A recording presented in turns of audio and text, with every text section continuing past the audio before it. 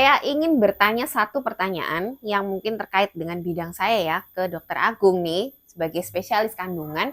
Nah, sebetulnya boleh nggak sih orang dengan penyakit ginjal kronik ya atau gagal ginjal kronik itu bahasa awamnya itu hamil? Boleh nggak sih sebenarnya? Silakan dijawab. Hmm, ya sebaiknya nggak hamil.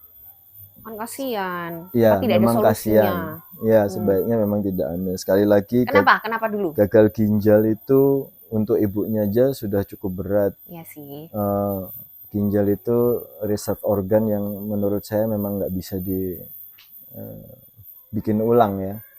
Kadang-kadang dilematisnya di situ, tapi seandainya memang sudah kadung hamil dan ternyata perempuan ini mempunyai kondisi gagal ginjal, apalagi dia sudah harus sampai cuci darah dan sebagainya, otomatis pemantauannya harus lebih ketat.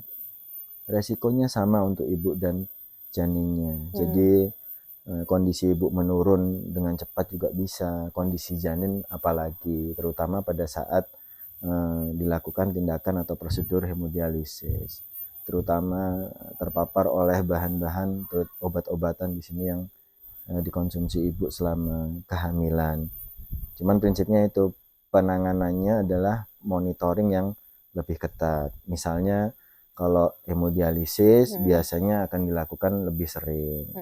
Terus pemantauan janin harus dilakukan secara benar-benar terarah dalam arti kita harus melihat sirkulasi aliran darah dari ibu ke janin.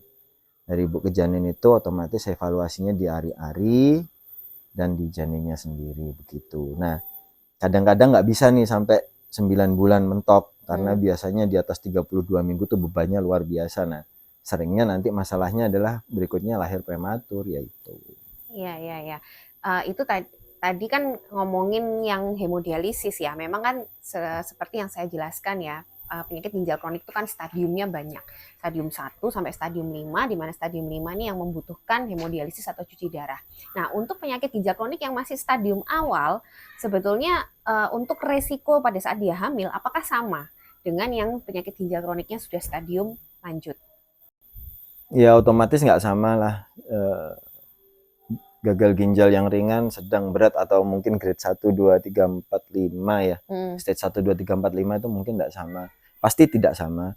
Cuman bisa memperberat, misalnya dia masuk ke kehamilan itu kondisi level 1 atau level 2 atau stage 1, stage 2 itu nanti bisa jadi Lebih cepat iya, progresivitasnya. iya, Oke. jadi bisa memperberat karena Mm, perempuan hamil itu ya, mm, itu mengalami perubahan dari ujung kepala sampai ujung kaki, termasuk fungsi filtrasi dan ekskresi ginjal itu juga akan di berubah. set ulang, dan rata-rata setnya itu pasti ke kondisi yang lebih berat, meskipun adaptasi nantinya bisa menstabilkan lagi. Nah itu yang kadang-kadang sulit kalau sudah dalam kondisi memang ginjalnya rusak, kondisinya bermasalah, otomatis masuk ke kehamilan itu akan Jadi lebih lebih berat berat. lagi. Ya.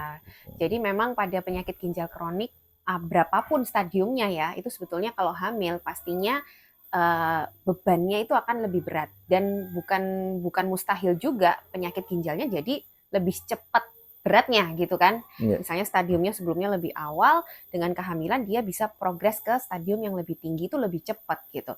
Nah, sekarang kalau penyakit ginjal kronik stadium-stadium awal ini mau hamil misalnya ya, itu apakah lebih baik dipersiapkan, lalu gimana cara persiapannya, dan atau apakah betul-betul dari awal dinasihati untuk tidak hamil aja gitu?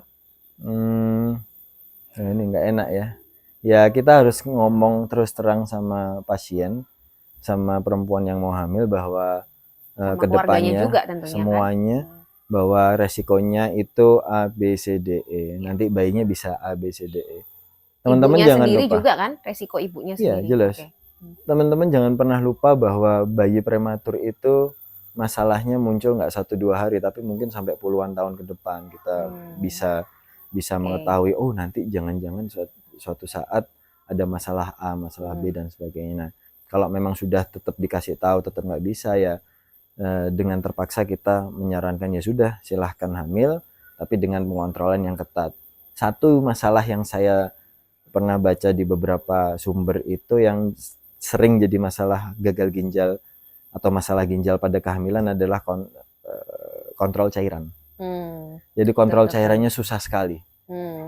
Bayi memerlukan cairan yang cukup, apalagi makin besar dia, alirannya darah harus makin banyak, nutrisi dan sebagainya harus makin banyak. Sedangkan orang gagal ginjal, terutama yang stadium akhir itu restriksinya luar biasa. Nggak boleh banyak cairan gitu ya.